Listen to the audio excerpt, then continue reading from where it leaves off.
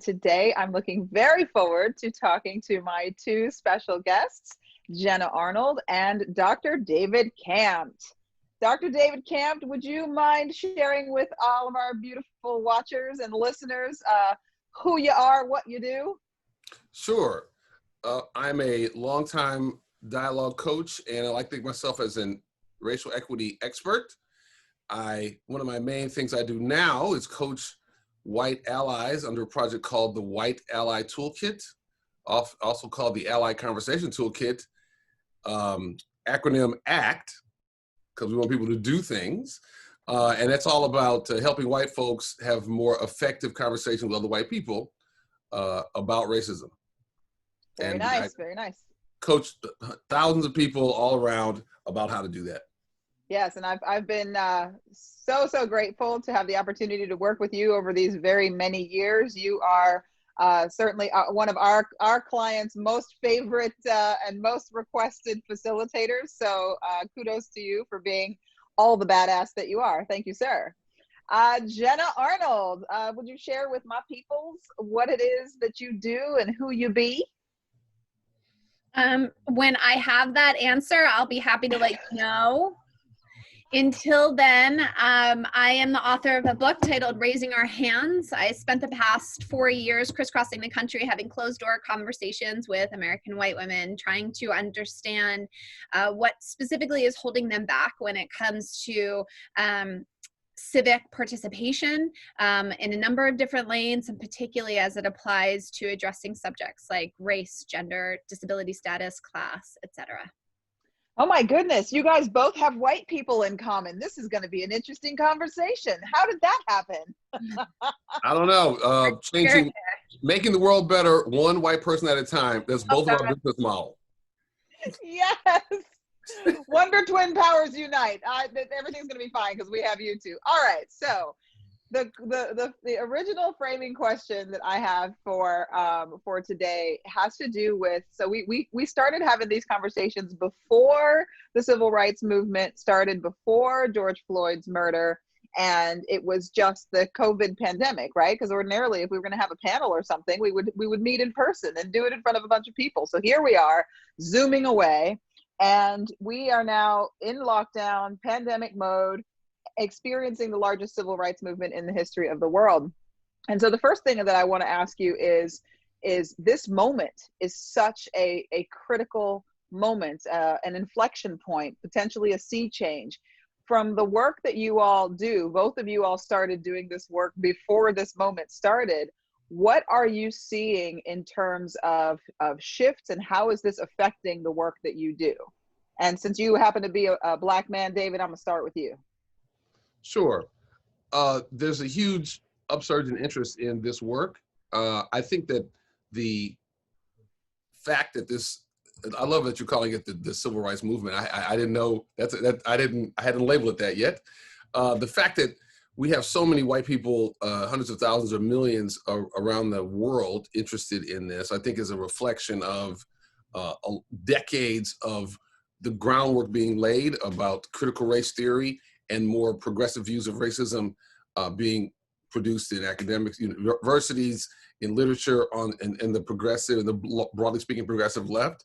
So I think that what's happened is because we saw the most egregious lynching we have seen, we all saw it. I think that activated a bunch of people. Plus, people are locked in the house because of COVID anyway. But people said, I can do something. Now, I think that a whole bunch of white folks have felt a desire to do something, and that recognition is why I started the White Ally Toolkit anyway. At least that's part of the motivation. I had other motivations around the 2016 election too. But I think that what happens now is that a whole bunch of people have recognized, I have to do something. I can't just talk to my friends about racism. And so you have a lot of people who've gone perhaps from slacktivism to activism, right? And so we see that in terms of my work as an ally, but that also means that you get, working with allies, rather, ally coach, but that also means you get people who are less sophisticated, less evolved. They've been thinking about this, but have done it less. And so now they want to do something, we'll do something immediately.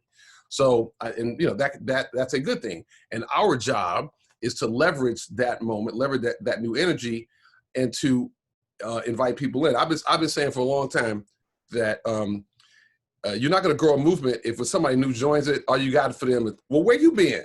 Right? That is not the way to grow a movement. So that whole issue of how do we show grace to new people and have them be graceful enough to recognize that they're joining a conversation that's already started, but also invite them in. I think that we have to figure out that balance. Now is the time to figure that out. Beautiful. I love that you mentioned grace. That is like my mantra of the moment. It's grace for self and grace for others. I just do not feel that we can move through this moment in a good way if we're not able to have grace for ourselves as we're learning and blundering through, quite frankly, right? It's pretty perilous territory to navigate. So we've got to be patient and graceful with ourselves as we have to do with others in order for it to be safe enough for people to grow. So Jenna Arnold, so what is your take on how this movement and this moment has affected the work that you're doing? I started researching the book 4 years ago with a hypothesis that American white women didn't quite understand the power that they have in both good and bad ways. But had a relationship with their intention, often called well-intended. And if they understood the real state of the world, if there was ways to help them clear themselves and their ego and their confusion, their what I like to call performance chores and pretending perfection out of the way, they might be able to see the authentic gift of humanity that they might be able to give to those who need it, to challenge systems that are broken. And I never would have imagined that my book would be birthed 2 weeks after the murder of the sacred blood of George Floyd. I thought when I was writing this book, I was going to have to do a lot of drum beating of like, hey, everyone, we all have to do something to make the world better. Maybe just come. It's not just recycling. It's not just saving the rainforest. Like, come here. And, this exact moment offers a different type of dialogue that has allowed us to catapult what I believe is potentially many decades. And while history has not yet arrived, and there will be departments built around this exact moment on this page in history around what exactly is happening, I can tell you I won't be confident in my response to that question for another 10 years from now. But if I were to hypothesize, it is a moment where I think people are willing to ask harder questions of themselves and of the world of which they've existed. There's a willingness to use language like white supremacy and patriarchy in the mouths of people who were very allergic to those concepts before. And what I'm excited about, if we'll stay with the concept of grace, is what I'm hoping we do is, as so many people come into this conversation, that they give themselves the grace of the gray and recognizing that it's extraordinarily complex. There will be no book, no Zoom call, no podcast, no nothing that's going to be able to undo. People keep saying 400 years. It is many, many, many thousands of years of oppression. So we have our work cut out for us. And while David says you're late, in that's not a helpful skill set, I say that to myself a bit, and I do welcome those into the conversation with this is not a new request, this is not a new obstacle, but maybe now's different. So I want to move straight into like the actions that people can take, and this is a little bit of a deviation from from the way that I've structured some of these conversations, but I know that the thing that people want more than anything else is they want to know, well, what the holy heck can I actually do? And I feel like more than, anyone else that I have spoken to date during the pandemic, the two of you are uniquely qualified to offer some initial guidance. So I definitely fully expect you and hope that you will plug your resources and materials. So do that, but also guidance for the people who are just putting their pinky toe into the water and going, what the heck am I supposed to do now? What you got for me, David? Sure, no problem. The most important thing that a white person can do if they want to make a difference these days is to start telling other white people a story of a racially problematic moment that they had, to tell their own story. I will quote Dr. Ibram X. Kendi, although somebody whose national fame I'm jealous of, but he said this, which I've been saying less poetically for a long time. He said, the heart of racism is denial, and the heart of anti-racism is confession. And that comports with what I've been teaching for a while, which is that the most important thing a white person can do is to help us reposition being a racist from a social crime of the capital degree to like a second-degree misdemeanor. We have to figure that out. We have to reposition it so that people are easy to talk about. Like, yeah, I had this racially problematic thought. I had this moment. We need to shift to that. So that's the most important thing that people can do. Now, the second most important thing is to learn a strategy for talking about racism to other white people, talking about racial issues. And the method I teach in White Ally Toolkit, whiteallytoolkit.com. And I have several books that are available that talk about that, as well as videos and other materials, is to learn a method of talking about these issues. I teach something called the RACE method, which is a 4-phase conversational process. Stands for reflect, calm down, ask questions of other people, to ask questions that are about their experiences that are below their beliefs, connect, find something that you can align with in what they said, and then expand, tell your own story about racism, which goes back to the first thing I said, which is a story of where you had racially problematic thoughts. So learn how to tell your own story. But if you don't learn the RACE method, learn that. But if you can do that, then engage other people in a strategy. And I just gave you the elements of that strategy. Awesome, thank you. And yeah, and I just just so that people know, David is a beloved facilitator. He, you can reach out to him. People absolutely love the content and the methodology that he brings to the table. So definitely book him for that. And he's also available for virtual fireside chats, which we're super excited about. So thank you, David. All right, Jenna. I mean, you literally did the thing that he said. You took your own story and you made it available to other white people. Yes. So what do you offer? So, what I'm finding for myself, and I can only speak for myself really in this moment, and even though I wrote a 112,000 word book about this, I'm still, as I remind so many people, that I am in first grade on the subject and I might graduate to second at some point in my life. And by giving myself, and it is a bit of an offering to where I found myself in this process, the humility to not know, the I don't know-ness of how to answer some of the most extraordinary questions, particularly as Dr. Jana pointed out earlier in this conversation, that we are in the midst of, tectonic plates shifting. I mean, it's overwhelming.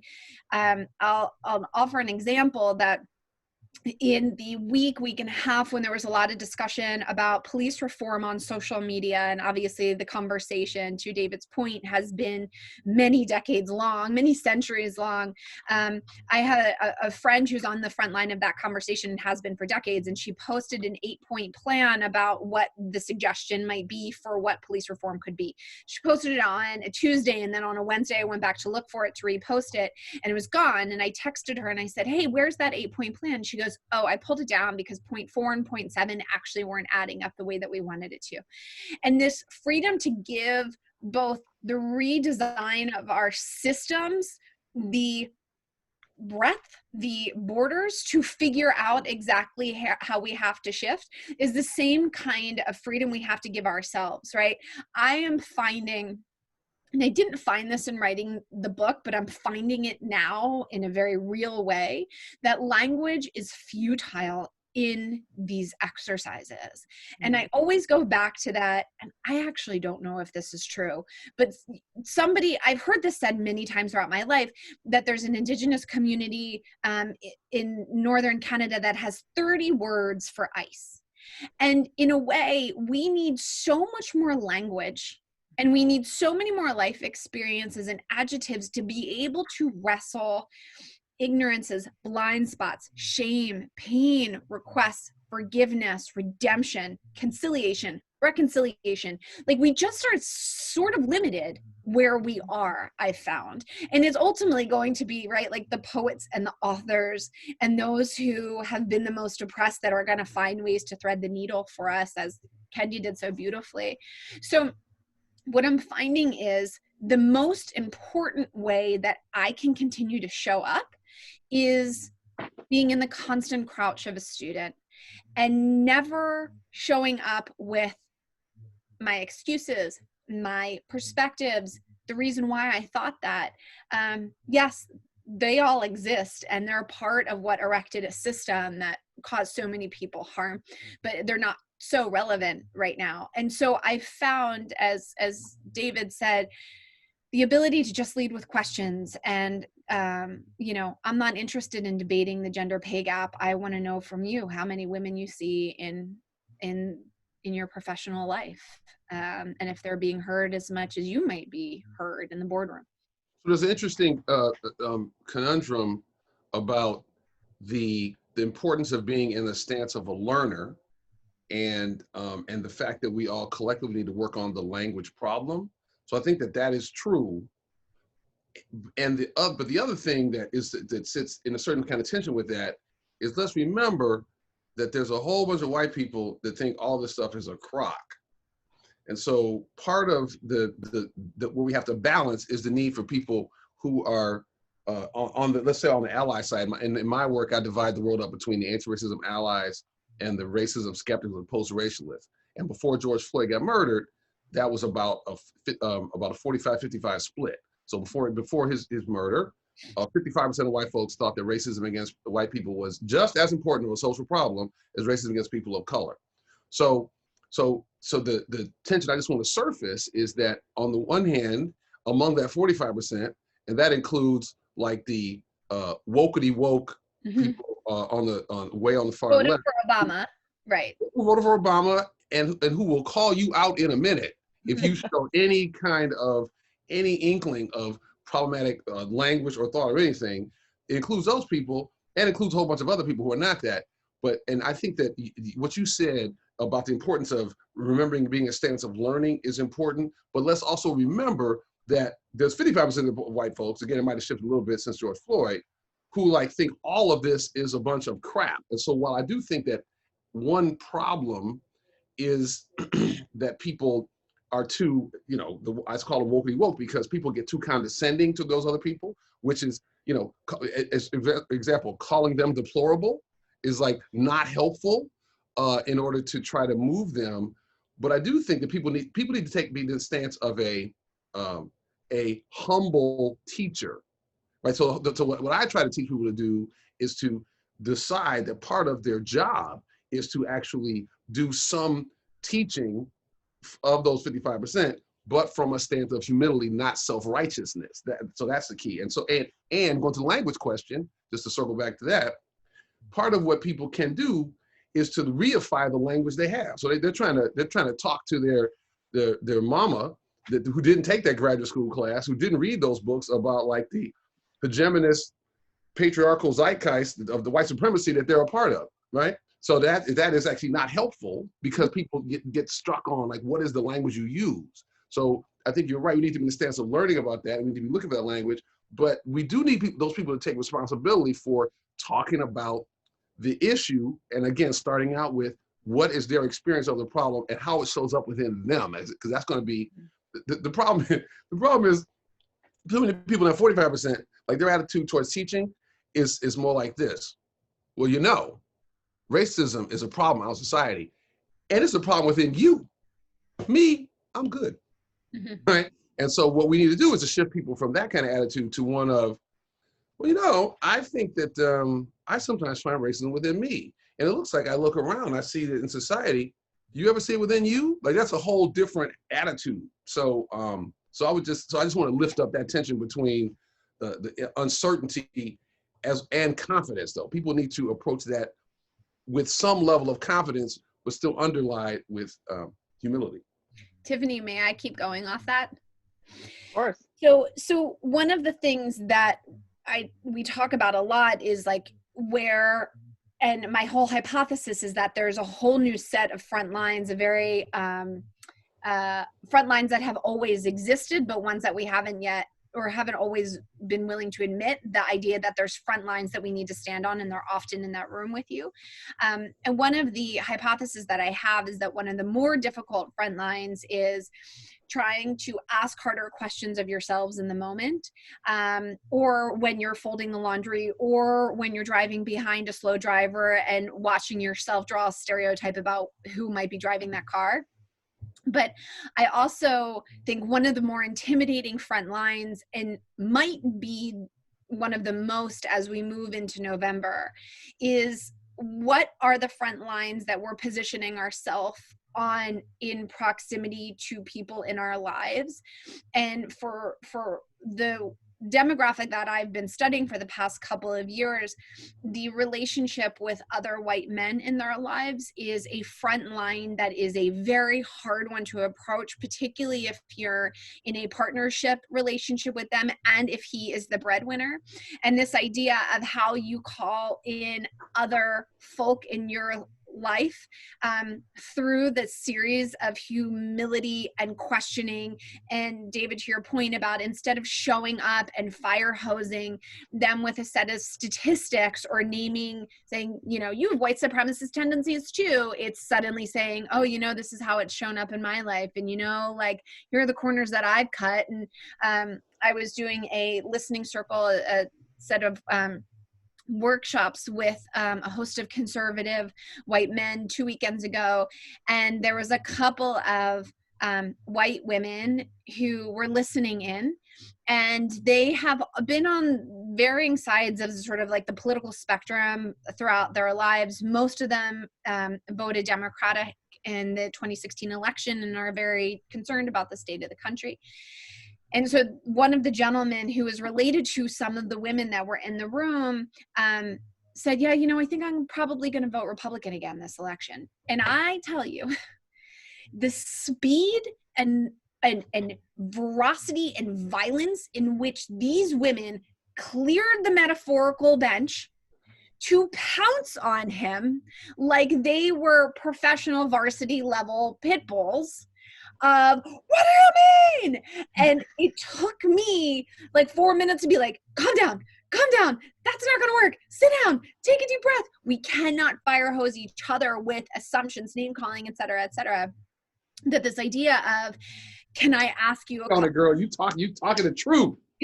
that there's this calling in of, again, we'll just hug grace in this conversation, but this level of humanity that, you know, I'm not pardoning bad behavior, I'm not pardoning voluntary ignorance, but like we have to lead with questions on all front. And I will say that my research, though I'm not a scientist or an academic or a lawyer, but I play all three of them all the time. You sure write like one, sister.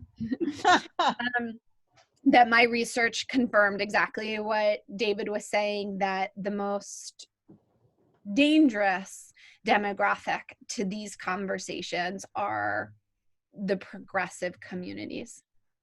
Yeah, let me just tell y'all about a statistic that I've been quoting since I learned a couple months ago. So Pew did a study a couple months ago around people's willingness to have conversations across the I like Trump, I don't like Trump border. You know, he's a divisive figure, so not surprisingly, a majority of people don't like having those conversations. So basically the question was, do you find those conversations stressful and frustrating, or stimulating and interesting? And overall, 59% of folks found them stressful and frustrating. But let's drill down on this, on the crosstabs on that. So stressful and frustrating, those conversations were found found by 52% of conservative people. Black progressive people found those conversations stressful and frustrating at the level of 56%. Latino liberals found it frustrating at a level of 61%. White liberals, 74%.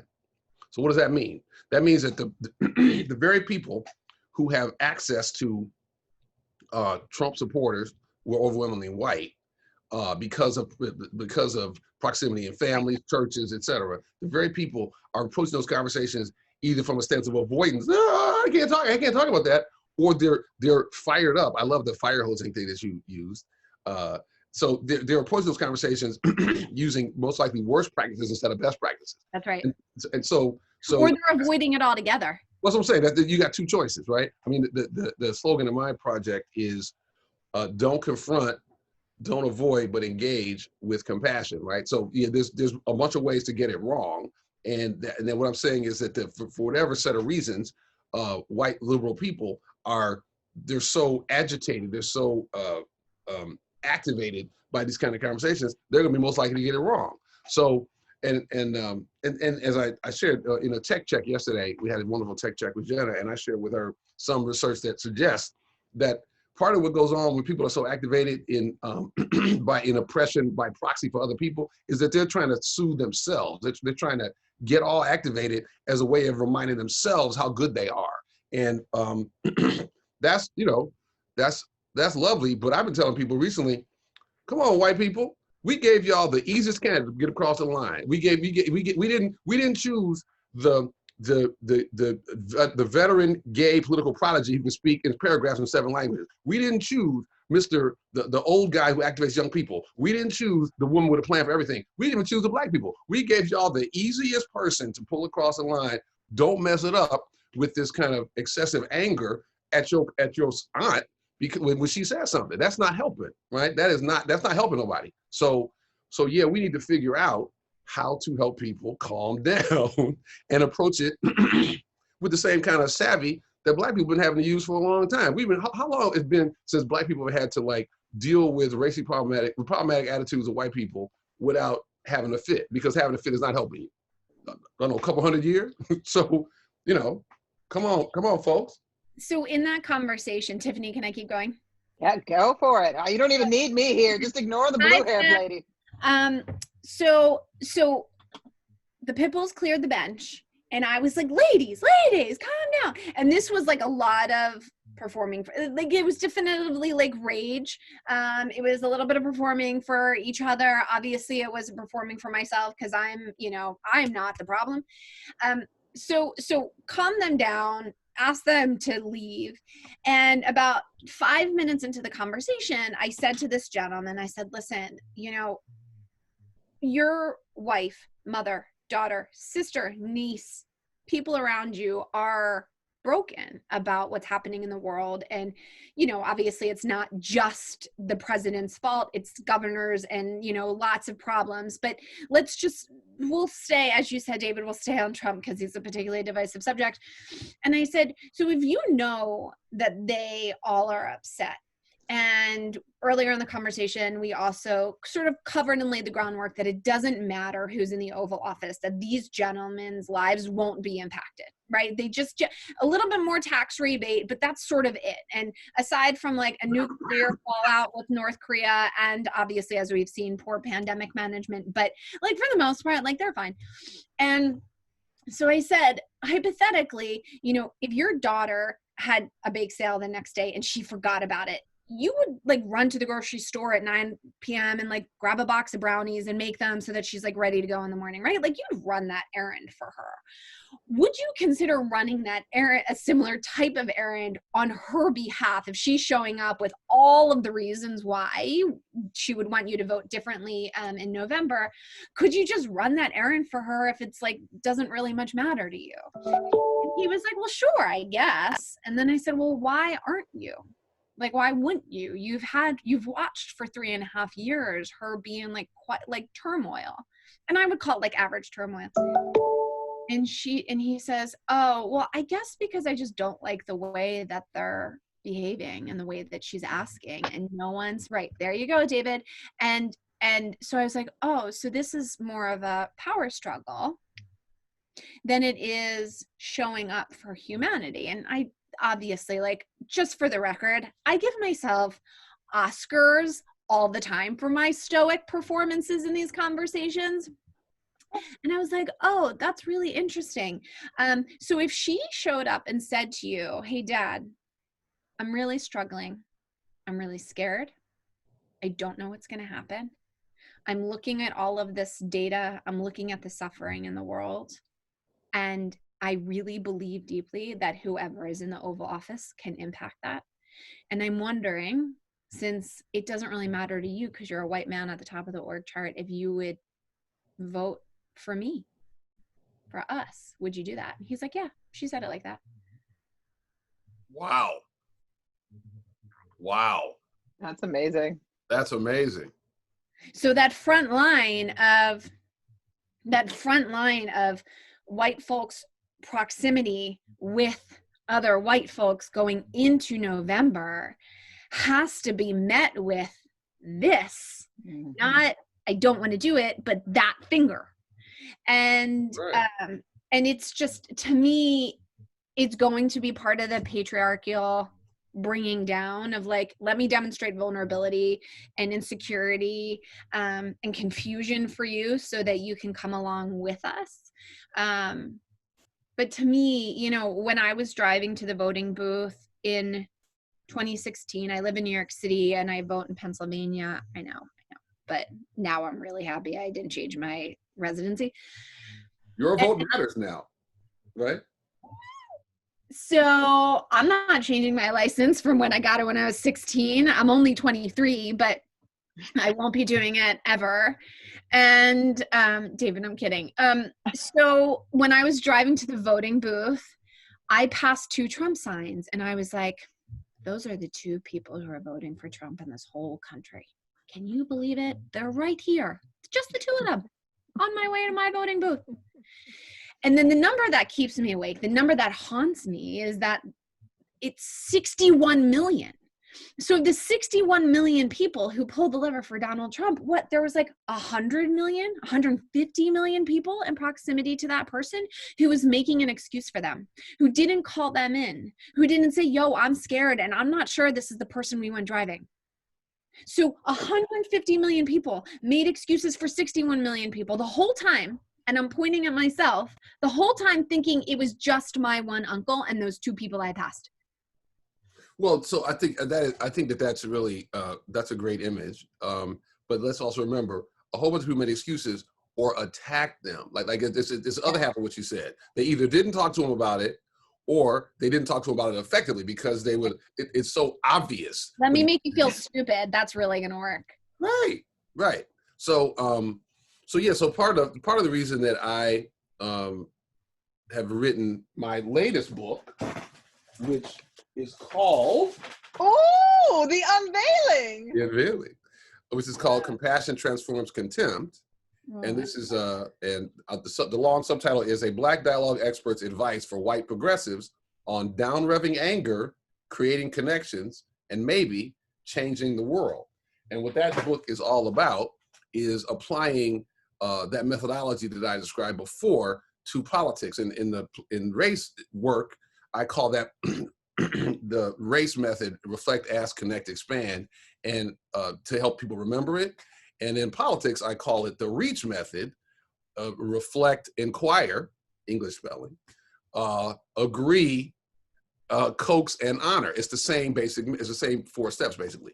So the reason I wrote is because I processed the election too as a massive white ally fail, and figured that hundreds of thousands, if not millions, of white folks who thought Trump was too racially problematic to elect did not know how to have an effective conversation with the people in their circle. They don't have it, and thus this is what we get. And so I wrote that book because I'm thinking that I need to do my level best to try to prevent that from happening by trying to teach these white folks to calm your butt down, engage with some compassion. Again, to do what Jenna knows how to do, which is to act like a spy. Right? That's a whole other thing that Black people had to learn, is to act like a spy. Sometimes you're playing a longer game. You're acting out in this moment is not getting what you want. Like so as you just demonstrated, Jenna, all that hollering and screaming is actually pushing those white men away from what might be a simple request. And so, just a quick errand.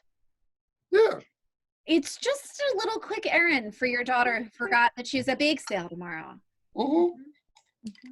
Yeah. So, so part of what I think we have to do is we have to figure out better and better ways of teaching that, right? So I'm doing this class starting tomorrow night with a bunch of people on each coast about how to use these methods in order to be more effective. Like we're lucky to live in a universe in which compassion is a best practice. You know, we're lucky that didn't have to be the case, but it is the case. But in the call out culture we have, we have to do we have to shift that, right? And so I'm grateful to be doing that, and also grateful that other people are also getting the same thing and are spreading the message too. So good on you, Jenna. Well, thank you, David. Hey, awesome. All right, so then as we're getting ready to wrap up, but I want to check with you on what you may have identified as a kind of a thematic stumbling block, right? So as people are doing this work, it is, you know, you guys know it's fraught with all kinds of peril. It is hard to do the work in examining your own, you know, your own biases, your own failures, your own, you know, how you have supported racism and racist structures and systems. So as you have interacted with people who are on the journey, what do you see as the biggest obstacles to their kind of turning that corner into really being able to lean in compassionately into their own allyship? Go ahead, Jenna. In fact, go ahead, because I'm going to grab my other books to make sure I show them. I love it. Do it.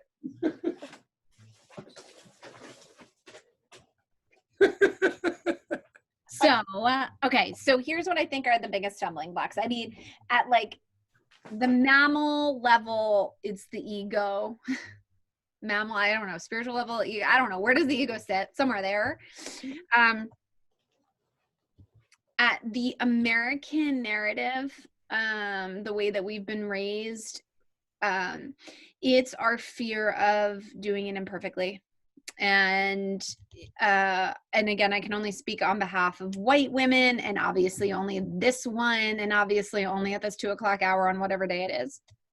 But I do think it the biggest obstacle is the fear of failing, and second to that, it's the fear of causing harm.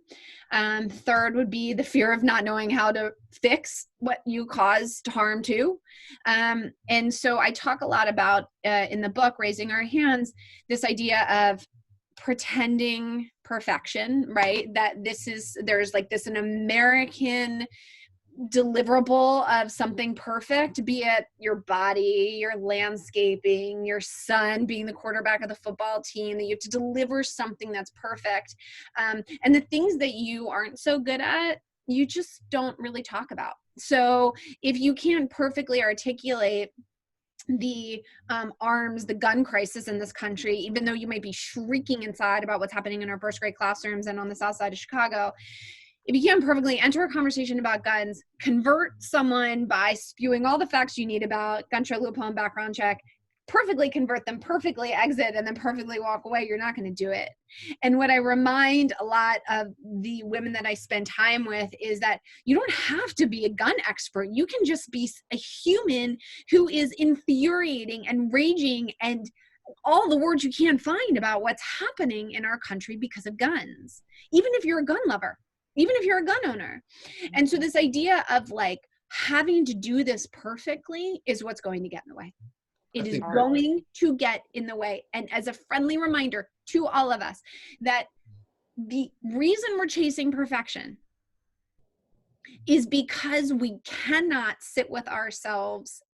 We have not been taught how to apologize. We do not know how to concede, and we cannot sit with ourselves if we do wrong, because the stories we have been told is that this country was built and is run by people who always know what to do, that they always have the answer. We are a narrative structured on the victorious, and victors get to tell their stories. And so we never extend the grace of confusion, I don't know-ness to each other. And so I think the biggest obstacle for my demographic is perfection. That is, wow. So I'm so glad you're sending me your book, because Yes, I need to read that book. I need to read that book because just chapter 2, David. Like, the bias section. No, Tiffany read it and she was like, "Excuse me, come here for a second. You missed something." And I'm like, "Oh my god!" So don't read anymore, because the perfectionist in me is going to be embarrassed and I don't know how to handle it. Well, okay. So just like people need to give ourselves, give each other room to not be perfect. You know, we need to give you room. I will assume your book is only a 99 out of 100. So how about that? But I think that that articulation of the fear of not being perfect, I think that is. I'm glad you closed with that, because I think that's more true than fear of causing harm. I think that's the nugget of it. And I love the fact that you talked about the concession thing, because the irony that is embodied in the method that I teach is that actually, like, strategic concessions are a critical part of persuasion. So, for example, even going to the gun control thing, like, and I use this example in the book I just showed y'all. If you're trying to talk to a gun rights advocate, part of what is a useful strategy, or can be useful strategy, is to talk about, after you relax, after you reflect, after you ask them questions about why they think that gun rights is important, and then that's the inquire, then try to agree. So if you've ever had a moment where the possession, the presence of a gun, especially not by a police officer, was helpful, even if you think it's mostly not helpful, talk about that story so that they don't see you as some other, right? And so that whole issue of the strategic concession, the conversation, is so vital, right? Talk about the time in which a gun made you feel a little safer before you talk about one of the many times it made you feel less safe, right?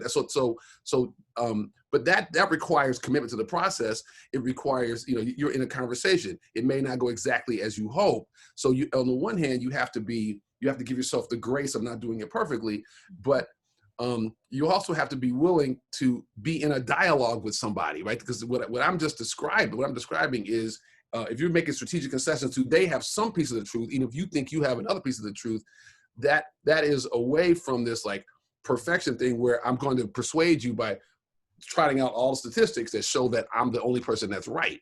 So I think that perfection piece is critical. I think that so I want to co-sign in terms of your question, Tiffany, of what are the things that hold people back. I think that Jen articulated that really well. I think that idea that I'm going to do it perfectly and I can't make any concessions as I do it.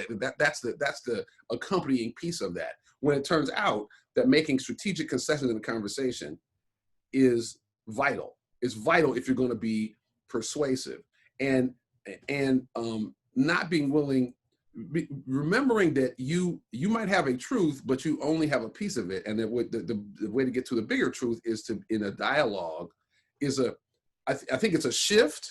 And I think that once people see that, they recognize that they can engage people who they disagree with in a way that does cause more connectivity as opposed to less.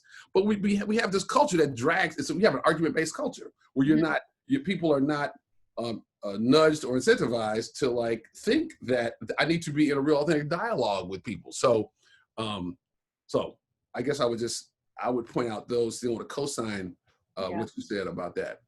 And this is a good time for me to hold up my other books before we close. Yeah, no, we're gonna hold up the books in just a second. I just want to add, like, as a practitioner in the inclusion space, I always use myself, and I tell people I'm a whole entire diversity expert, and daily I mess up. Daily I demonstrate my lack of perfection, and therefore I must have grace for myself. And so I like to use that as a way to tell people, look, if this is what I've studied and this is what I've been doing for the last 20 plus years of my life, and I'm messing up daily, what makes you think that you, as someone who just stepped into this space, are not going to mess up? Like, expect it. All right, everyone hold up your books. We need to move to a culture of loving accountability, not just accountability. Exactly. Right? Loving and accountability are both important. Books in the air, people. Books in the air. All right, we're gonna get a screenshot. Skylar, get us a screenshot. Smile, show me your face. Hey, Awesome. Skylar, will you send that to me? He will. All right, Jenna, tell to everyone where to find you on social media, website, anything like that.